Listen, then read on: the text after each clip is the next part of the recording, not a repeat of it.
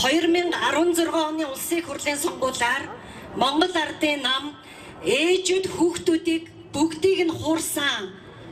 Хүүхдийн мөнгийг алагчлахгүй олгоно гэсэн сонгуулийн дараа амлалтаасаа буцсан. Өнөөдөр монголчууд дэлхийд маш муухай харагдаж байна. Сингапуроос өнөөдөр нэг төрсөн хүүхдэд $30,000 өгж байна. Солонгос улс сард $300-аас $3,000 өгж байна. Оросын холбооны улс олон хүүхэдтэй ээжүүдийн орон сууцны асуудлыг шийдэж байна. Гэтэл монголчууд сард $20,000 төгрөгийг сая хүрэхгүй хүүхдээсээ хармалж байна. Би үнэхээр ичиж байна. Өнөөдөр та бүхэн мэдж байгаа ээжүүд бид хинээс ч юм харамлдаггүй. Дэлхийн 2 дугаар дайны дараа Монгол ээжүүд эмгээ хүртэл тайлаад өгч ирсэн. Гэтэл өнөөдөр Монголын хүүхдээс харамлсан мөнгөөрөө эдгээр сонгуулийн луйвраа хийж байна. Өнөөдөр Баянгол дүүрэг дээр нийслэл даяар сонгуулийн санал худалдаж авахд хэдэн тэр бумааран зарж байна. Үүнийг зогсоохын төлөө би тэмцэх ёстой юм аа. Өнөөдөр эрх баригчид тэтгэврийн насыг нэмлээ. Гадаадын хуулиас хуулсан бололтой.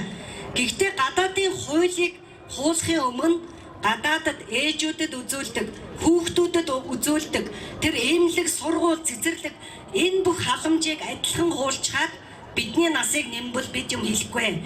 Ээжүүдийн тэтгэврийн насыг нэмхийг зогсоотол бид тэмцлээ үргэлжлүүлнэ.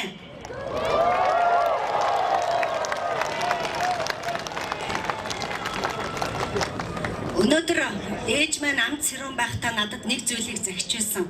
Би чиний ажил үйлсийн төлөө үргэл залбирдаг. Чи өөр хүүхдийнхээ төлөө залбирч сураарай гэж. Өнөөдөр надтай адилхан мянган ээжүүд өөр хүүхдийнхээ төлөө залбирч байна. Гэхдээ хизээч хүүхдээ том дарга болоосаа, их мөнгөтэй болоосаа гэж залбирдаггүй маа.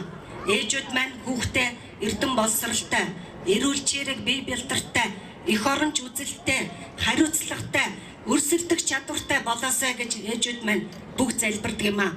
Хизээч бид их хүн үрээ хайдаггүй, их хүн гэрээ зардаггүй. Гэтэл албан тушаалтнууд өнөөдөр албан тасалгаандаа төрийн албыг зарж байна. Албан тушаалтнууд маргааш тусгаар тогтнол бидний газар нутгийг зарахыг үгүйсэхгүй. Ийм учраас ээжүүд бид халтмаагийн бат тулгыг бүгдээрээ дэмжинэ. Дэлхийн улс үндэстний хөгжсөн уг учгийг судлаад үзэхээр бид хөгжин, бид чадна гэсэн энэ итгэл үнэмшин улс үндэстний сэргэн мандлын учиг болж байдаг юм аа. Тийм учраас Монгол ялна, хүчирхэг Монголын төлөө гэсэн энэ сайхан мөрөөдөлтэй халтмаагийн бат тулгыг дэмжицгээе.